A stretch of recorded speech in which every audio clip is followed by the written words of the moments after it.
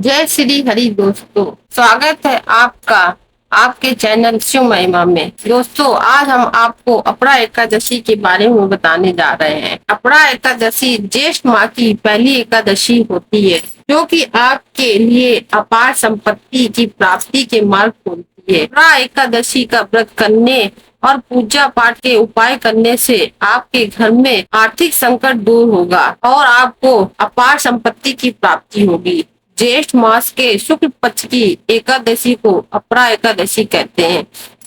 अपरा एकादशी को लेकर यह बात बताई गई है कि इस व्रत को करने आपको भगवान विष्णु और माता लक्ष्मी की पार कृपा प्राप्त होती है। आज हम आपको बता रहे हैं अपरा एकादशी पर किए जाने वाले धन प्राप्ति के कुछ विशेष उपाय। इन उपायों को करने से माँ लक्ष्मी आपसे प्रसन्न होती है और आपके धन में वृद्धि होती है। आइए जानते हैं अपरा एकादशी के खास उपाय। अपरा एकादशी व्रत के प्रभाव से प्रेत योनि, दूसरे की निंदा आदि से उत्पन्न पापों का नाश हो जाता है। इतना ही नहीं, स्त्री गमन, झूठी गवाही, असत भाषण, झूठा वेद, झूठा शास्त्र बनाना, ज्योतिष द्वारा किसी को भरमाना, झूठा वैद्य बनकर लोगों को ठगना आदि भयंकर पाप भी अपरा एकादशी के व्रत से नष्ट हो जाते हैं। इस व्रत के प्रभाव से व्यक्ति सुख समृद्धि और धन में वृद्धि होती है। अपरा एकादशी कब है? पंचांग के अनुसार अपरा एकादशी तिथि का 22 मई को रात 1:13 पर आरंभ होगी और 23 मई को 11:30 पर समाप्त होगी। उदया तिथि के अनुसार अपरा एकादशी का व्रत 23 मई 2025 शुक्रवार को होगा। वहीं अपरा एकादशी व्रत का पारण 24 मई को द्वादशी तिथि के दिन होगा। इस साल अपरा एकादशी के दिन आयुष्मान योग और प्रीति योग का शुभ संयोग बन रहा है। साथ ही बुध भी गोचर करके वृषभ राशि में जाएगा, जिससे वृषभ राशि में राजयोग बनेगा। यह सभी योग भगवान विष्णु और माता लक्ष्मी की अपार कृपा दिलाएगा। धन समृद्धि बढ़ेगी। साथ ही अपरा एकादशी के दिन शुक्रवार होने से माँ लक्ष्मी की भी विशेष कृपा होगी। अपरा एकादशी व्रत और पूजा विधि। अपरा एकादशी से एक दिन पहले सात्विक भोजन करें। फिर अपरा एकादशी के दिन सुबह जल्दी उठकर स्नान करें। फिर भगवान विष्णु का ध्यान करके व्रत का संकल्प लें। फिर पूजा स्थल को साफ सफाई करके गंगा जल छिड़क कर शुद्ध करें।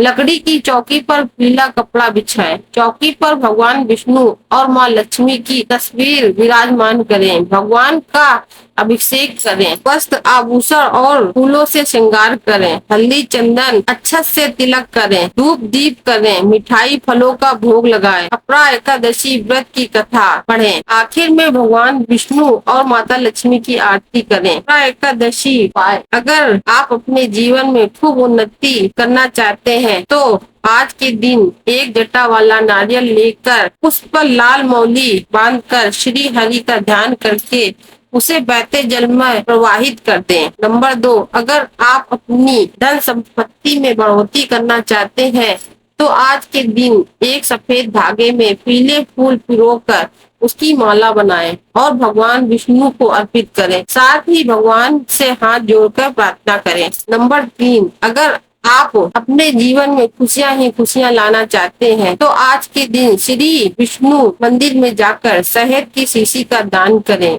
और भगवान के आगे घी का दीपक जलाकर ओम नमो भगवते नारायण नमः पाठ करें। नंबर 4, अगर आपके अपने बच्चे की सफलता सुनिश्चित करना चाहते हैं तो आज के दिन स्नान आदि के बाद पीले रंग के कपड़े पहनकर भगवान विष्णु को केसर का तिलक लगाएं।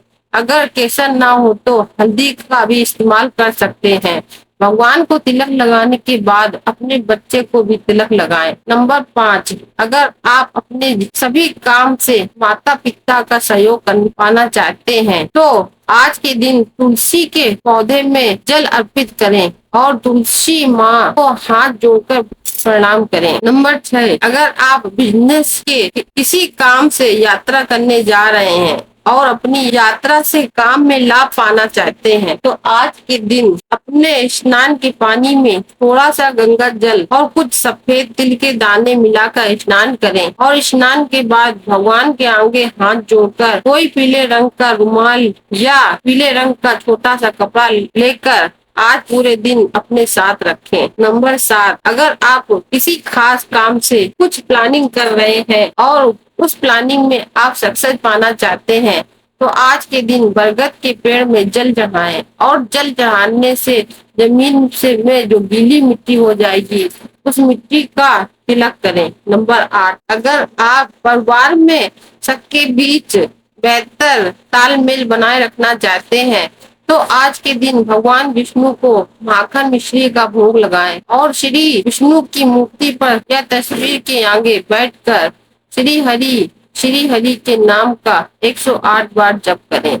नंबर 9, अगर आपके बच्चे आपकी बातों पर ज्यादा ध्यान नहीं देते और उसके चलते आप परेशान हैं तो आज के लिए एक डिब्बी में थोड़ा सा केसर लेकर उस पर ओम नमो भगवते नारायण मंत्र का 11 बार जाप करके और उस डिब्बी में से थोड़ा सा केसर लेकर भगवान को तिलक लगाएं। फिर उस डिब्बी को अपने पास संभाल कर 45 दिनों के लिए रख लें। 45 दिनों के बाद उस केसर को स्वयं तिलक के रूप में इस्तेमाल करें। नंबर 10, अगर आप अपने व्यापार को निरंतर प्रगति की ओर अग्रसर होते देखना चाहते हैं तो आज के दिन किसी ब्राह्मण को आदर सहित घर पर आमंत्रित करें और उन्हें भरपेट भोजन कराकर दक्षिणा स्वरूप कुछ भेंट करें। नंबर 11, अगर आपके जीवन में जमीन जायदाद से जुड़ी कोई समस्या है जिसके कारण कोर्ट कचहरी में आप चक्कर लगा रहे हैं तो इससे बचने के लिए आज के दिन शिवलिंग पर